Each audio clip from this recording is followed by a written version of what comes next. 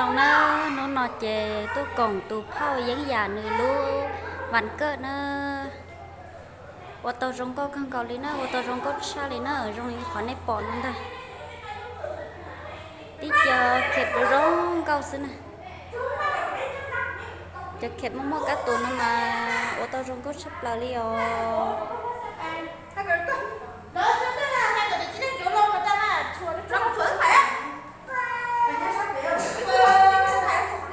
xuồng cái nét xuồng đó chỗ lâu đây cho mấy có nước cú chạy chẳng á cho mấy nước cú chạy chẳng sót rồi mà rơi đó cho mấy từ từ tới giờ chúa là mà chúa lo lại nó rong có sắp lại đi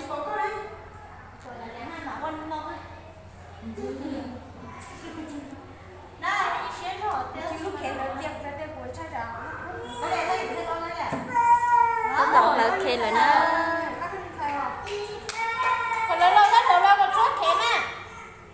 cô còn lớn sẽ đó lo phải chứ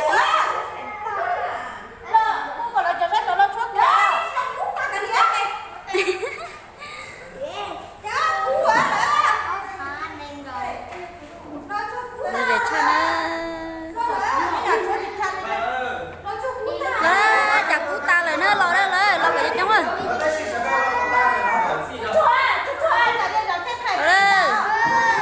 chọn tôi là nó tôi tán chạy chọn tôi đi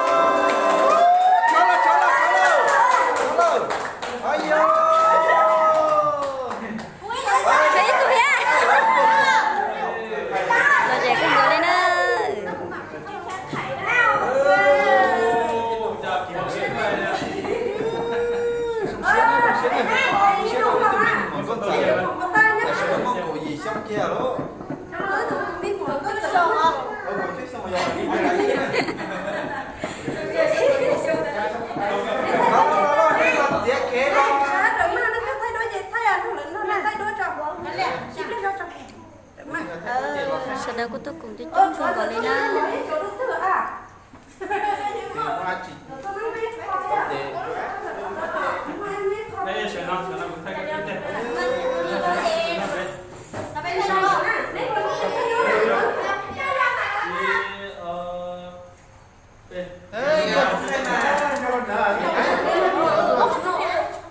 cha có nè cho xuống một con chứ à tôi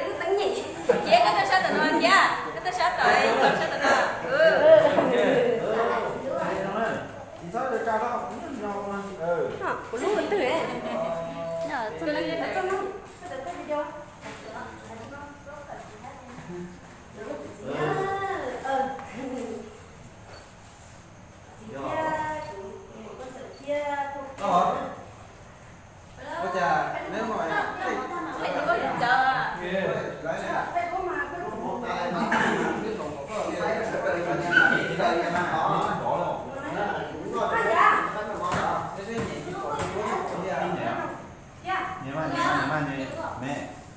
Đây này, cái gì mà? Mẹ, chào tao cái gì chứ đấy nè.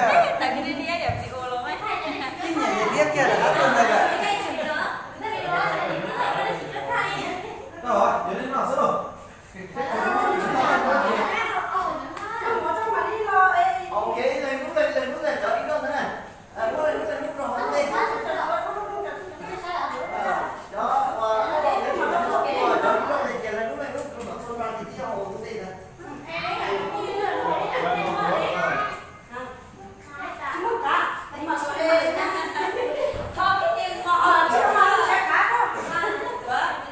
Ít thôi là nó chơi. Bây giờ chơi cho nó Bố cụ đâu con.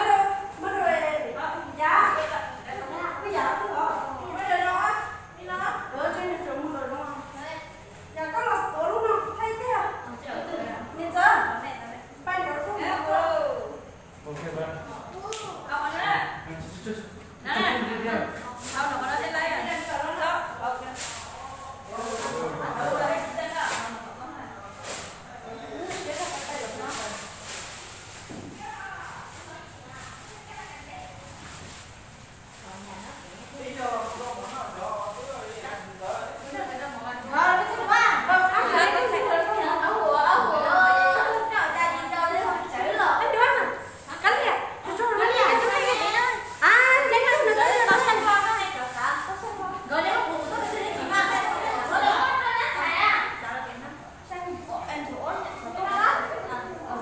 Chạy lên trong đi có chạy một lắm một thẳng lọt trước. Tiếp thấy tao đó ra. Lấy à? Ừ. Cái nó chỗ nó chẳng đấy để chạy một lắm một thẳng đi.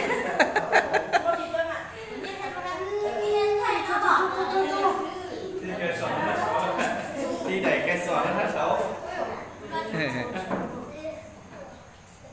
Cho mình nhận cho tiền nó cho xe bắp thịt khề nè. Tôi sẽ cho các bạn đi Đừng chơi nha. Để cho anh đi, có tay đốt chị có thầy đúng không?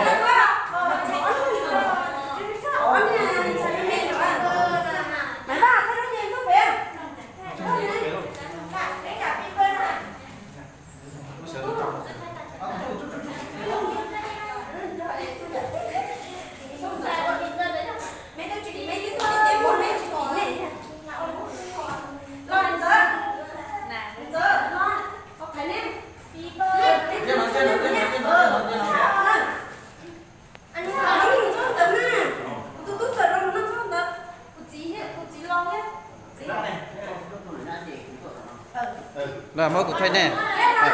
Đó. Thầy đốt xá tiền.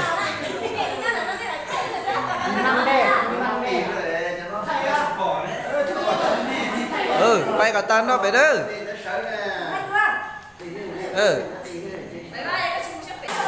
Nó chơi cuộc hết kia là na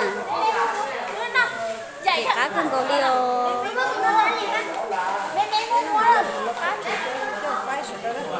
không có tôm này ví dụ tôi được pha chị phải cho nữa nó được pha cho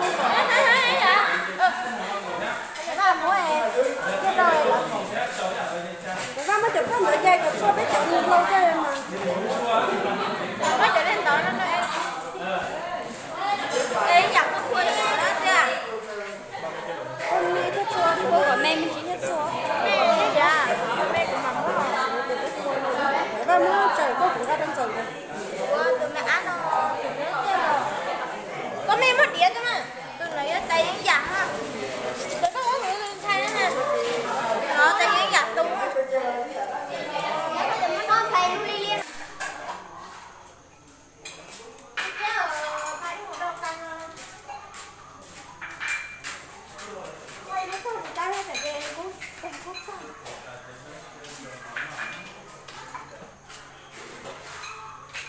mà có cho chỉ có tiền chẳng nào có thể siêu ti chơi để chúng một đồ rất xứ xứ cô rồi ha cái trò đồ họ bộ đồ đồ lọ cái gì mua chúng tôi có tốt trẻ kia trong một đâu sợ ngay ngay ngon nhá chứ ăn chín gì trứng chín gì lại chứ cái là trứng chín gì gặp bài đó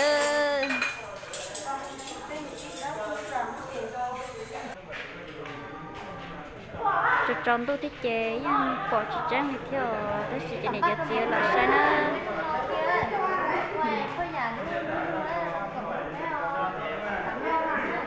cũng là bên chúng ta tọt trong món á nó bắt trong cái cỏ cũng câu tôi chơi mà xí xả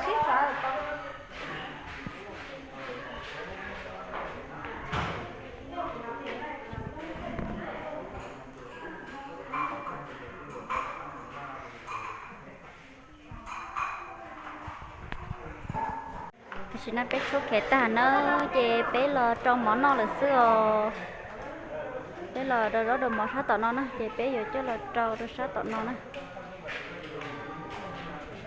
cho tròn tôi thích chế nhưng bỏ chỉ trang thì theo tôi sẽ cho này cho chia là sai nữa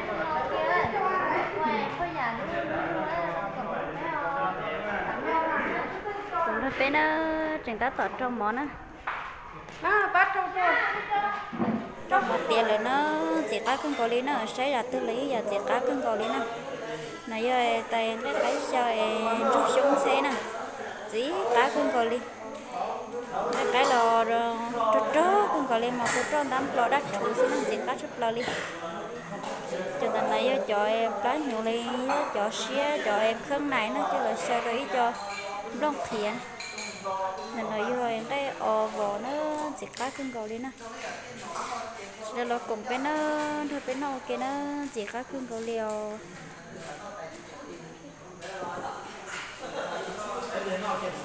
cho tiếng kia là nó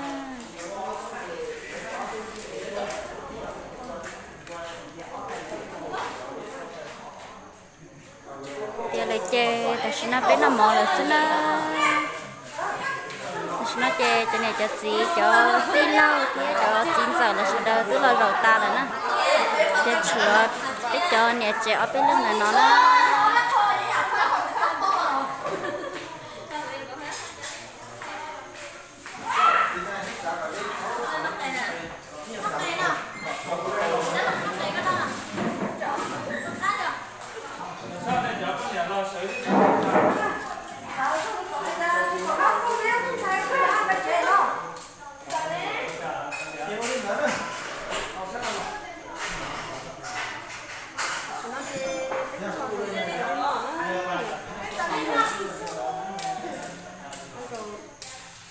nó tiền tiền nó nói rồi rồi có cái này nữa